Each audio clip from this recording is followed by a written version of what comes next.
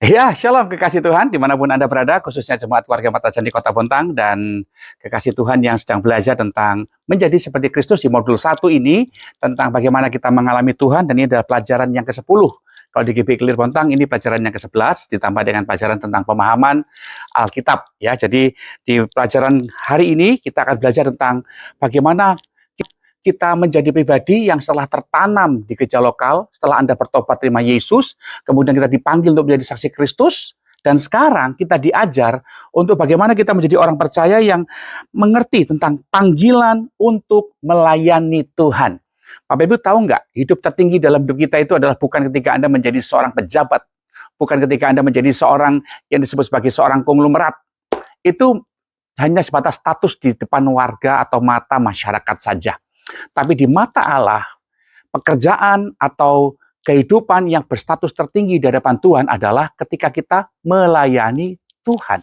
Seperti ayat ini. Barang siapa melayani aku, ia akan dihormati oleh Bapa dan dia akan dihormati oleh sesamanya. Artinya bahwa penghormatan kepada Allah diberikan bukan ketika Anda kaya. Penghormatan Bapa di surga diberikan kepada seseorang bukan ketika dia sukses berbisnis, atau punya IG, atau punya Instagram, atau punya TikTok, atau punya Facebook yang followernya miliaran orang. Baru Allah memberikan penghargaan kepadanya. Oh bukan, saudara.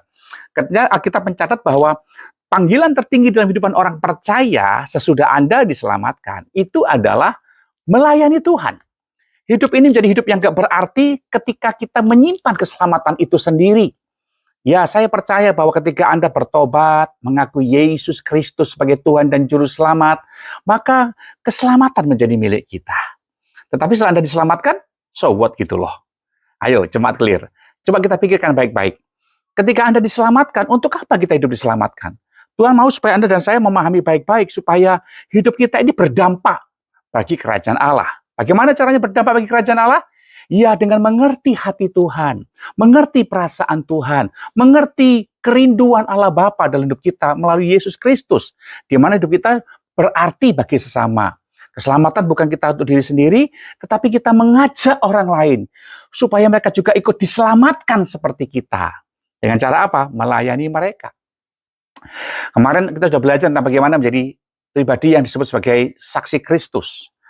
Bagaimana itu menjadi saksi Kristus? Ada dua cara. Yang pertama, dengan menunjukkan kehidupan perilaku yang baik. Yang kedua, menceritakan kebaikan Tuhan, pengalaman yang indah dengan Kristus Yesus dalam hidup kita, lewat kuasa Roh Kudus kepada orang-orang sekitar kita. Kita bisa menjadi bersaksi. Kalau menginjil mungkin ada orang melarang, tetapi kalau bersaksi nggak ada orang melarang. Kita kan menceritakan apa yang kita alami dengan Tuhan. Nah, ternyata lebih jauh lagi Tuhan membawa kita, bagaimana kita hidup untuk menjadi pribadi yang disebut dengan pelayan Tuhan. Menjadi pelayan Tuhan nggak harus jadi pendeta kok. Nggak harus jadi PDP, PDM, atau PDT. Enggak. Ketika saudara peduli dengan sesama, melakukan pelayanan diakonia, menjadi orang yang berkecimpung dalam gereja lokal, atau dalam suatu organisasi gerejani, di sana Anda sebagai seorang pelayan Tuhan. Alkitab saya berkata di dalam Galatia, pasalnya yang ke-5 ayat 13, saudara-saudara, memang kamu telah dipanggil untuk merdeka. Ini artinya kita telah diselamatkan ya Bapak Ibu ya. Kemudian, tetapi janganlah kamu mempergunakan kemerdekaan itu sebagai kesempatan untuk kehidupan dalam dosa. Melainkan, layanilah seorang akan yang lain oleh kasih. Ketika keselamatan diberikan Tuhan kepada kita, kita merdeka. Wah, jadi bukan menjadi hamba dosa lagi, bukan menjadi hamba setan lagi, tapi kita dimerdekakan daripada segala kutuk dan dosa kita, Bapak Ibu kekasih. Tuhan pengen supaya saudara belajar memahami baik-baik, hidup kita ini adalah orang yang ditetapkan untuk bukan lagi berkarya dalam dosa, tapi berkarya dalam kerajaan Allah. Itu Alkitab saya bilang, layanilah seorang dengan yang lain. Nah, itu yang Tuhan tunjukkan buat kita, bahwa ternyata ada kepedulian Kristus dalam hidup kita yang tersalur untuk orang lain. Istri melayani suami, suami melayani istri, jemaat melayani jemaat yang lain, gembala melayani jemaat, saling melayani. Karena kita bisa berkata begini, hendaklah kamu melayani seorang akan yang lain. Itu punya pengertian, ada kepedulian satu dengan yang lain. Ada saling membutuhkan satu dengan yang lain. Dan kata yang dipakai dalam melayani itu adalah diakonos, atau Diakonos itu adalah pelayan, kalau diakoneo itu adalah pelayanannya.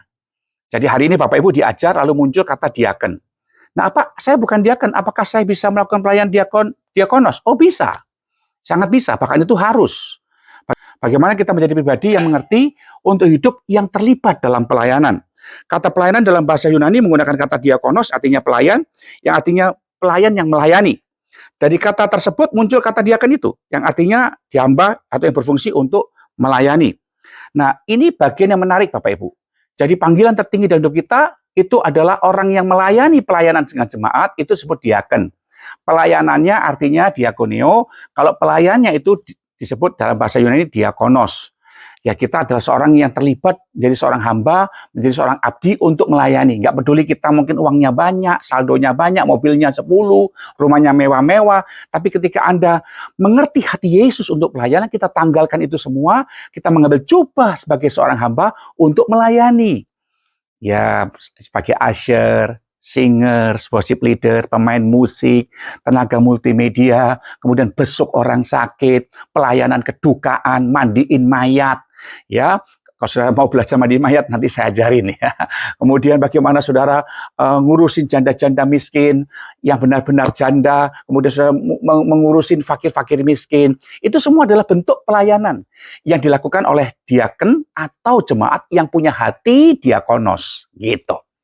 Ya, jadi saya ngajak Bapak Ibu mulai hari ini nggak hidup untuk diri sendiri, nggak hidup untuk kesenangan sendiri, tapi mulai belajar untuk memahami bagaimana hidup saya ini berdampak bagi gereja dan masyarakat. Itu yang Tuhan ajarkan. Nah, apakah dasar utama atau esensi dalam melayani? Yang pertama, diajarkan melayani adalah sebuah panggilan Allah. Jadi kalau Bapak Ibu menyadarin tidak semua orang yang mendengar panggilan. Orang percaya itu panggilannya udah dikasih. Cuma masalahnya kupingnya nggak dengar, hatinya nggak tergerak akan panggilan itu. Jadi kalau Anda jadi orang Kristen, itu sudah pasti panggilan diberikan. Itu satu paket. Kecuali kita ini jadi orang yang acuh tak acuh, jadi orang yang cuek. Wah, tapi saya nggak merasa terpanggil. Oh, nggak bisa gitu, jemaat.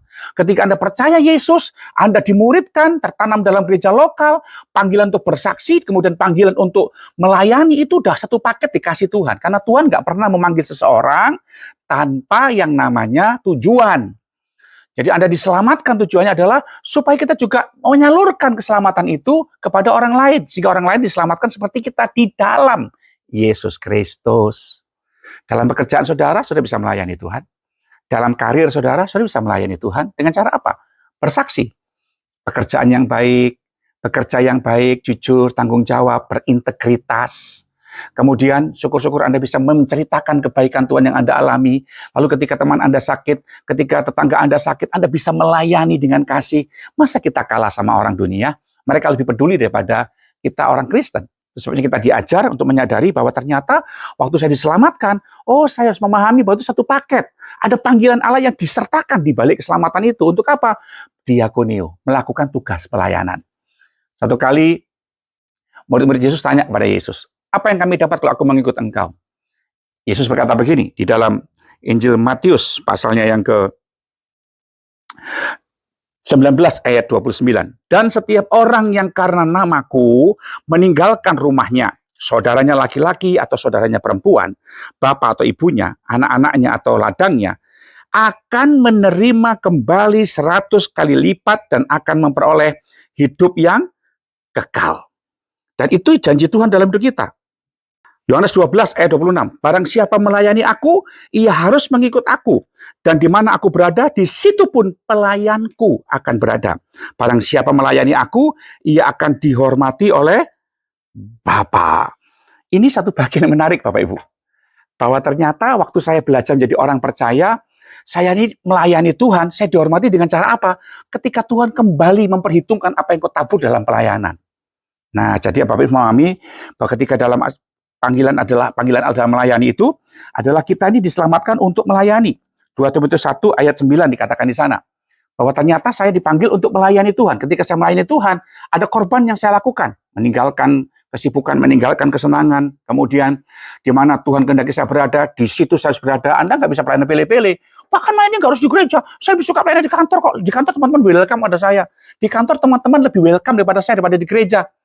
Nah, masalahnya Tuhan suruh Anda di kantor enggak? Di kantor Anda.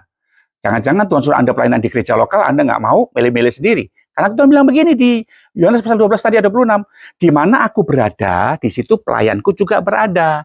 Jadi Bapak Ibu jangan bikin konsep pelayanan sendiri, itu tidak boleh. Pelayanan tepat adalah di mana kita ikut maunya Tuhan di tempat yang Tuhan tetapkan untuk kita melayani Tuhan. Itu yang Tuhan mau, Bapak Ibu kekasih. Dan kita harus belajar memahami bahwa dalam hidup kita ini, satu keadaan Tuhan mau kita melayani sesuai dengan konsepnya Tuhan. Bahwa ternyata saya ini punya satu anugerah bahwa ketika saya diselamatkan, itu harus tampil untuk melayani.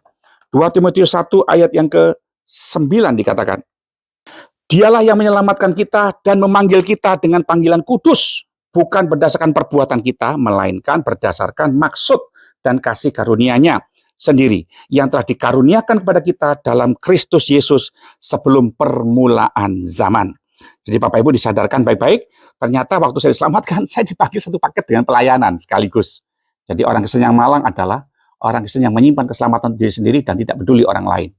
Dan orang model seperti ini adalah dosa. Ingat dosa kemarin?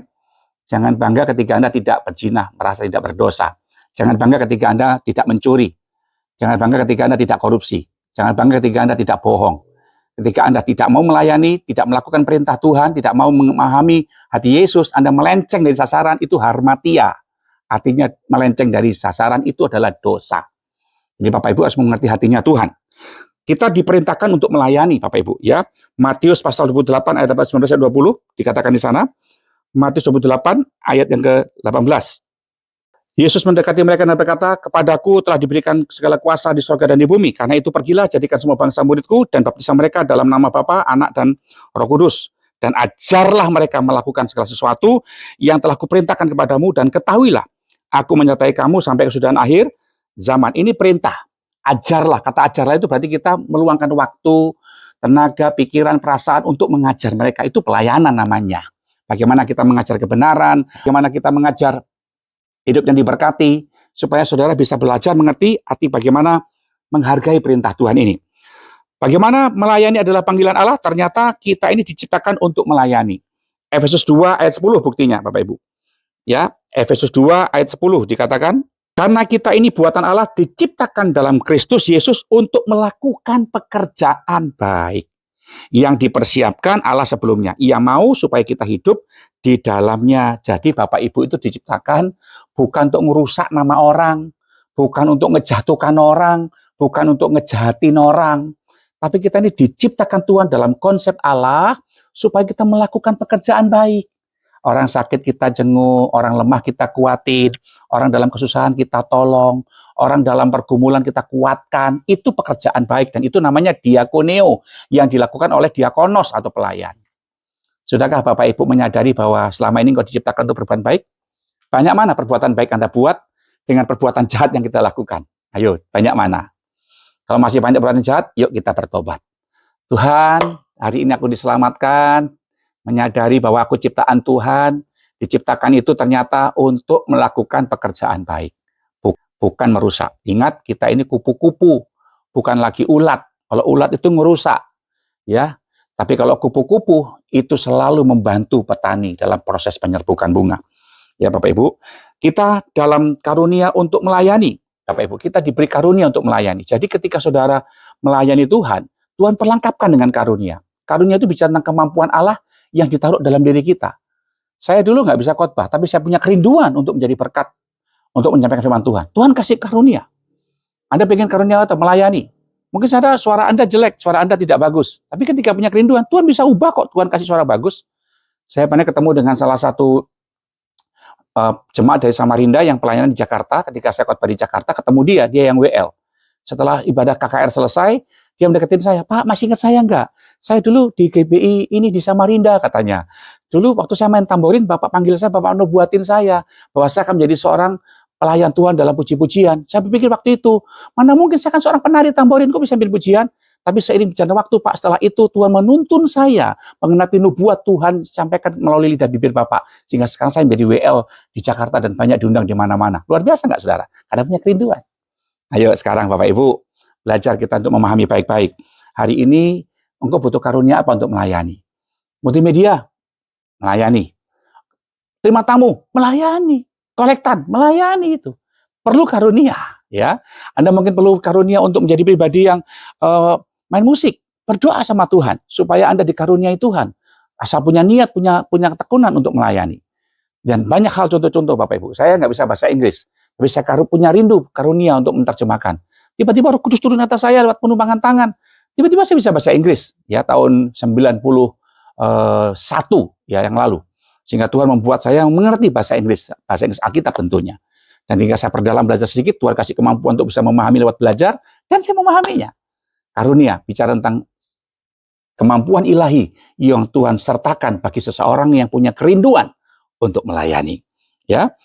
Yang kedua kita belajar sini adalah dalam pelayanan, esensinya apa? Prioritas yang benar dalam melayani itu ada di Matius pasal 22 ayat 36 sampai yang ke-40. Guru, hukum manakah yang terutama dalam hukum Taurat? Jawab Yesus kepadanya, kasihlah Tuhan Allahmu dengan segenap hatimu dan segenap jiwamu dan dengan segenap akal budimu. Itulah hukum yang terutama dan yang pertama. Dan hukum yang kedua yang sama dengan itu ialah kasihlah sesama manusia seperti dirimu sendiri. Ternyata prioritas yang benar dalam melayani Tuhan, Bapak Ibu, yang pertama itu adalah Tuhan sendiri. Jelas, tanda salib. Tuhan minta kita itu mengasihi Tuhan dulu. Kalau kita mengasihi Tuhan, itu bicara tentang kita melayani Tuhan. Nah, melayani itu juga ada dua. Ada melayani Tuhan, ada melayani pekerjaan Tuhan. Kalau melayani Tuhan itu bicara tentang keintiman pribadi antara saudara dengan Tuhan. Jangan hanya mau melayani Tuhan cuma waktu di gereja doang. Tapi melayani Tuhan waktu di rumah. Ketika Anda memuji menyembah Tuhan di kamar doa pribadi atau lagi masak, lagi nyetir mungkin, lagi ngerjain sesuatu, Anda berbahasa roh, kemudian Bapak Ibu memuji menyanyi dengan hati yang sungguh-sungguh sampai merasakan zaman Tuhan. Artinya ada persembahan yang kita berikan. Namanya melayani itu ada persembahan. Pujian, penyembahan, syukur, mazmur keluar dari mulut kita. Nah, melayani pekerjaan Tuhan ini yang disebut dengan diakoneo yang berurusan dengan sesama. Jadi pelayanan kita kepada sesama itu adalah refleksi daripada pelayanan kepada Tuhan. Jadi dua-duanya ini, baik pelayanan Tuhan secara pribadi maupun pelayanan pekerjaan Tuhan, itu prioritasnya adalah Tuhan. Jadi Bapak Ibu, saya senang sekali ketika Pak Hussein, saya tawarin untuk minta tolong mengutamakan pekerjaan Tuhan di gereja. Luar biasa. Dia mengerjakan dengan sukacita, tidak mengharapkan apa-apa. Dapur gereja, beliau yang bangun. Studio yang kita ibadah saat ini juga beliau yang kerjakan. Kemudian atap di gereja, padahal dia lagi butuh uang. Pak Hussein luar biasa, saya salut. Sampai dia mengutamakan Tuhan dulu, mengesampingkan kebutuhan rumah tangganya hanya untuk mengutamakan Tuhan. Dia sampai ngerjain beberapa bagian di atap gereja yang retak dan bocor. Dan dia sangat tanggung jawab sekali. Itu sangat menyentuh hati Tuhan. Bagaimana dengan saudara? Dan itu bicara tentang kita melayani Tuhan. Hari ini Tuhan rindu supaya Anda memprioritaskan Tuhan. Matius 6:33. Carilah dahulu kerajaan Allah dan kebenarannya, maka semuanya akan ditambahkan kepadamu. Haleluya. Haleluya. Nah, saya ngajak Bapak Ibu untuk memahami baik-baik supaya kita mulai mengerti bahwa ternyata waktu kita memprioritaskan Tuhan, dia ada di tempat terutama dalam hidup kita. Itu menyenangkan dari Tuhan. Anda omong kosong, nyanyi, kau yang terutama di hidupku. Tapi suruh melayani Tuhan nanti dulu. Suruh bantu pekerjaan Tuhan nanti dulu. Bisnis dulu Anda pribadi. Nggak salah sih Bapak Ibu. Tapi ini soal siapa yang Anda prioritaskan gitu loh Bapak Ibu. Anda kalau di nomor 2 kan Tuhan senang nggak? Nggak senang kan? Kok bukan aku sih Tuhan yang dapat berkat itu? Kok dia sih? Lah Tuhan juga kamu nomor sekiankan saya kok. Ya saya kan mengutamakan dia yang mengutamakan saya. Kan gitu saudara. Ayo logikanya jangan egois dong. Ya toh? Makanya Bapak Ibu ambil hati Tuhan. Rebut hati Tuhan. Utamakan Tuhan. Tuhan nggak pernah utang kok sama saudara. Itu makanya kalau Bapak Ibu nggak suka di nomor 2 kan, jangan menomor 2kan Tuhan.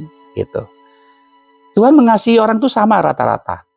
Tapi ada orang-orang tertentu di Alkitab yang dikasihi Tuhan di atas rata-rata. Kenapa demikian? Karena dia mengasihi Tuhan dengan segenap hatinya. Dia melayani Tuhan sebagai tempat yang utama. Namanya Yohanes. Ya enggak sih?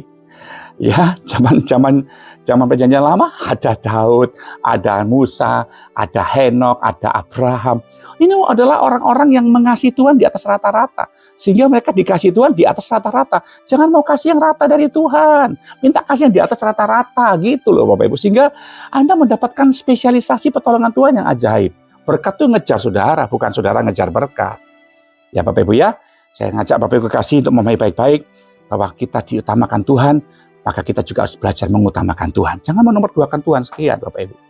Ya, kebaktian Anda tukar dengan jalan-jalan, nggak salah sih. Tapi juga jangan marah sama Tuhan kalau Anda ditukar dengan Tuhan memberkati orang lain lebih daripada saudara gitu loh Bapak Ibu ya.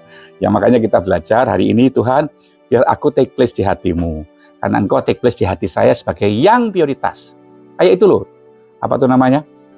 Jemaat atau nasabah prioritas di sebuah bank. Nggak pakai ngantri, datang di ruangan khusus, dilayani khusus, dikasih makan, dikasih minum, karena dia prioritas. Cuma kalau di bank kan ada sesuatu yang dia berikan, gitu kan. Kalau kita dengan Tuhan, harus belajar, Tuhan ini aku berikan hatimu kepadamu. Dan Tuhan prioritaskan saudara. Orang lain kerja susah payah, Anda mendapatkan berkat dengan begitu ajaib. Kenapa? Anda telah terbukti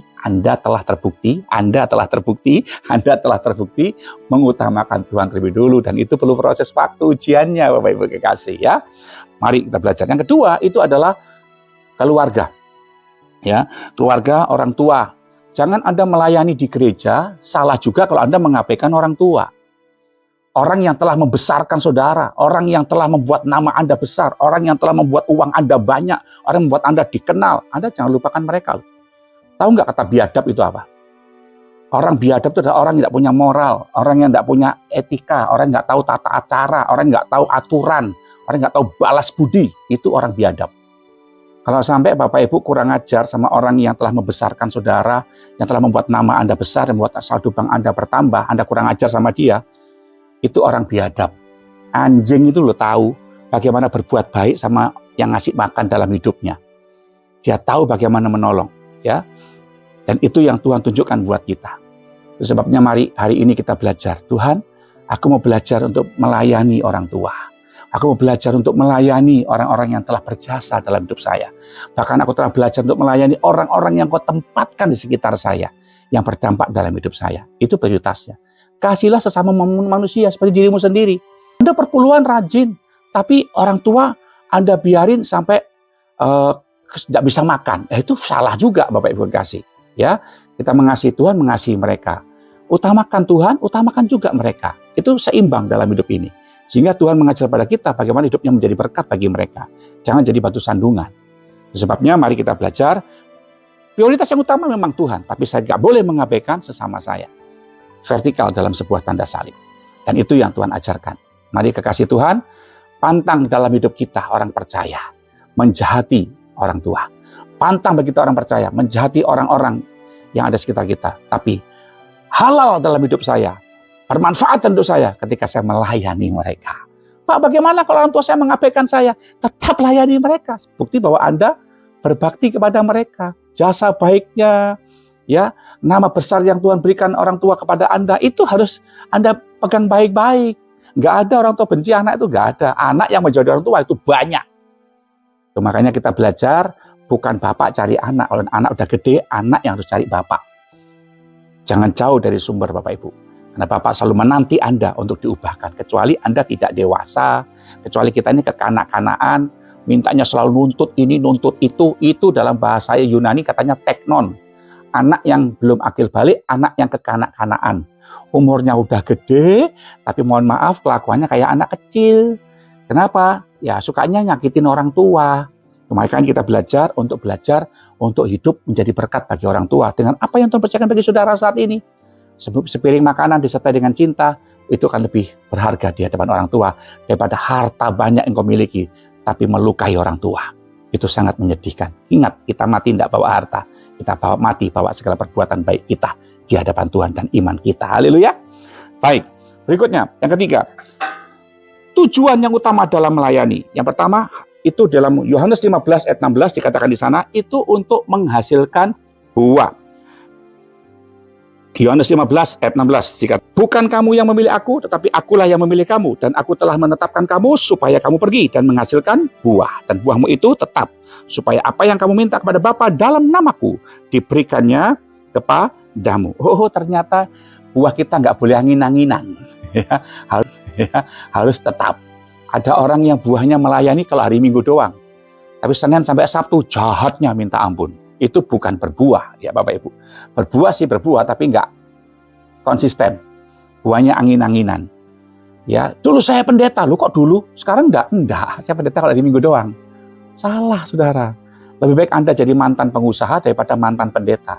Harusnya sekali pendeta tetap pendeta. Kecuali Tuhan sendiri yang memberhentikan Anda jadi pendeta. Selama Tuhan tidak memberhentikan Anda jadi pendeta, jangan pernah berhenti jadi pendeta. Gitu loh Bapak Ibu. Supaya kita bisa berbuah dari hidup ini. Buahnya tuh banyak. Nah, mari kita belajar untuk memahami. Mengapa saya menjadi orang Kristen yang nggak berbuah? Karena hidup Anda nggak mau berubah. Nggak mungkin orang berbuah kalau dia nggak berubah, Bapak Ibu.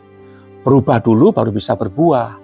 Itu kan yang dibilang oleh Yesus kepada Nikodemus. Bagaimana dia harus berbuah? Dilahirkan kembali dulu supaya bisa berkarya. Nah, sekarang ini kita udah berubah dulu, belum? Wataknya jahat, yang ngambekan, tersinggungan, yang suka jelekin orang, ya, udah berubah belum? Yang pelit itu, yang tamak-tamak itu, ya, udah berubah belum? Nah, kalau Anda sudah berubah, barulah kita bisa berbuah. Berbuah apa? Jiwa, berbuah sukacita, berbuah pertolongan, berbuah kehidupan yang menyenangkan hati Tuhan. Sehingga banyak orang melihat kesaksian Kristus ada dalam hidup kita, gitu, ya. Kemudian yang kedua, tujuan melayani adalah supaya kita bisa belajar menggenapi rencana Tuhan dalam hidup kita. Roma pasal 12 ayat 6 sampai yang ke-8. Demikianlah kita mempunyai karunia berlain-lainan menurut kasih karunia yang dianugerahkan kepada kita. Jadi karunia itu adalah untuk bernubuat, baiklah ia berlakukan sesuai dengan iman kita. Jadi jika karunia untuk melayani, baiklah kita melayani. Jika karunia untuk mengajar, baiklah kita mengajar, dan seterusnya, dan seterusnya. Oh, ternyata Tuhan itu punya rencana. Tapi yang genapin siapa? Ya kita anak-anaknya. Ya, Bapa punya rencana, anak yang menggenapi rencana. Sama kayak Yesus. Dia menggenapi rencana Bapaknya untuk menyelamatkan manusia. Anak yang rela berkorban untuk Bapaknya. Tidak boleh anak itu nuntut Bapaknya berkorban terus buat anaknya. Tidak ada, itu tidak alkitabiah. Yesus berkorban disalibkan untuk Bapaknya. Bapaknya punya rencana, anaknya yang berkorban. Jadi kalau Anda sadar sebagai seorang anak, anaknya Papa gini-gini terus. Ya namanya anak ya sebegitu. Ya. Bapak yang punya rencana, anak yang menggenapinya. Nah, Anda sekarang anak Allah nggak? Bapak punya rencana untuk penyelamatan dunia ini setelah Dia memberikan Yesus buat kita. Nah, sekarang mari kita melayani mereka.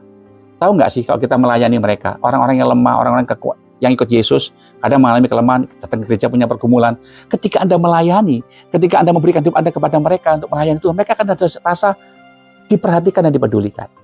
Dan mereka ketika berhasil dalam kehidupannya, mereka berkata, aku bisa besar seperti sekarang ini karena ada orang yang pernah melayani aku, yaitu jemaat Kelir Bontang, gitu. Atau dia akan GBI Kelir Bontang, gitu. Anda jangan kira main musik melayani sudah dengan karunia, main keyboard, main musik. Orang yang hatinya galau, orang yang hatinya lagi susah ketika mendengar permainan musik saudara, hatinya dikuatkan, diurapi Roh Kudus. Itu dia disadarkan dari dunia yang susah, kemudian jadi pribadi yang bersuka cita. Itu nilai tersendiri loh Bapak Ibu, ada sukacita sendiri. Anda telah berfungsi melayani rencana sesuai dengan karunia yang telah diberikan Tuhan dalam hidup kita masing-masing. Yang bisa main bass jangan iri sama yang bisa berkhotbah. Demikian juga sebaliknya, gitu ya. Kecuali Anda mau belajar, is okay. Nah itu makanya pada sore hari ini kita belajar untuk memahami ternyata Tuhan melengkapi saya dengan karunia supaya saya bisa menjadi pelengkap atau menyempurnakan rencana Allah, melakukannya sampai Tuhan dikehendaki ya. Kemudian yang ketiga dikatakan, untuk apa saya punya tujuan melayani dalam hidup ini, yaitu untuk memuliakan Allah. 1 Korintus 6 ayat yang ke-20. Dikatakan demikian, sebab kamu telah dibeli dan harganya telah lunas dibayar. Karena itu muliakan Allah dengan tubuhmu. Tubuh kita ini sering dipakai muliain Tuhan atau memuliakan setan. Mulut kita ini sering dipakai muliain Tuhan atau maki-maki orang atau fitnah orang atau ngejelekan atau membuka aib orang. Yo. Jempol kita dipakai untuk nguatin orang atau bikin chattingan yang nyakitin orang. Nyakitin orang tua, nyakitin saudara, nyakitin tetangga. Ayo, nyindir-nyindir. Muliakan Allah dengan tubuhmu. Jempol ini kan tubuh kita, mulut kan tubuh kita, mata tubuh kita, tangan tubuh kita. Lebih banyak mana Anda gunakan tubuh ini untuk melayani Tuhan atau untuk melayani setan? Mari jemaat Kelir Kota Bontang kita belajar. Mulai hari ini Tuhan, aku mau pakai tubuhku ini untuk melayani Tuhan. Karena ketika aku melayani Tuhan dengan tubuhku ini, saya sedang memuliakan Tuhan. Dan ketika Tuhan dimuliakan, Dia akan berkata pada saudara, nanti ketika Dia datang dalam kemuliaannya, sabaslah hambaku yang setia. Turutlah dalam kesukaan Tuhanmu. Enggak rugi dan enggak sia-sia. Aku mati di kayu salib, berkorban dengan penuh penderitaan yang amat sangat untuk menyelamatkan dosamu. Untuk menyelamatkan hidupmu daripada segala dosa. Dan hari ini, Engkau telah memuliakan namaku lewat tubuhmu yang kupersembahkan kepadaku. Roma 12 ayat 1-2. Persembahkanlah seluruh tubuhmu. Hidup kita ini milik Tuhan, Bapak Ibu. Mari kita gunakan untuk melayani Tuhan. Jangan lagi digunakan untuk semau sendiri, ya. Kalau ada saat ini masih seperti itu, ada niat jahat, yuk kita bertobat. Supaya hidup kita berkenan di hadapan Tuhan. Jadi hari ini sadari bahwa Anda diselamatkan, itu punya tujuan untuk melayani Tuhan. Panggilan tertinggi di mata Allah bukan saldo bankmu yang bertambah. Bukan followermu yang banyak di IG dan di TikTok atau di Facebook. Tapi panggilan tertinggi yang mulia di mata Allah adalah ketika engkau melayani Tuhan. Ayat terakhir yang saya tunjukkan bagi saudara adalah Roma 14 ayat yang ke-18. Ayat terakhir kita dikatakan, karena barang siapa melayani Kristus dengan cara ini, ia berkenan kepada Allah dan dihormati oleh manusia. Jadi dengan cara ini itu artinya dengan cara Tuhan, bukan dengan cara Anda. Ya, kita melayani dengan sistem kerajaan Allah. Kita melayani dengan apa yang Tuhan kehendaki. Kita tidak menjadi orang yang semau sendiri. Kita menjadi orang yang mengerti bagaimana hidup apa yang Tuhan inginkan dalam hidup kita. Sehingga hidup Anda menjadi pribadi yang berkenan di hadapan Tuhan. Saya rindu supaya dimanapun Anda berada saat ini, khususnya Jemaat Kelir Bontang, yang sedang pelajaran MSK ini, ayo kita melayani dengan konsep Allah. Karena ketika melayani dengan konsep Allah, disakiti tetap melayani, dikecewakan, pendapat ditolak mungkin, inisiatif ditentang mungkin, tetaplah melayani. Jangan pandang manusia. Ketika engkau melayani Tuhan, hidup Anda akan berkenan di hadapan Tuhan. Dan yang paling indah, Anda dihormati di hadapan manusia. Memang kita nggak cari penghormatan ketika melayani, tapi itu sudah hukum. Siapa yang melayani Tuhan, pasti dihormati oleh manusia. Dan berkati saudara, doa saya untuk Anda. Saya undang pemain musik maju ke depan. Dan mari kita akan angkat satu pujian. Hidup ini adalah sebuah kesempatan. Dan nanti saya minta salah satu PJK yang ada untuk bisa berdoa buat kita sekalian untuk firman Tuhan dan sekaligus doa berkat. Haleluya. Silakan kita pimpin lagu pujian ini. WL bisa angkat pujian ini ya. Dan berkati saudara kekasih. Haleluya.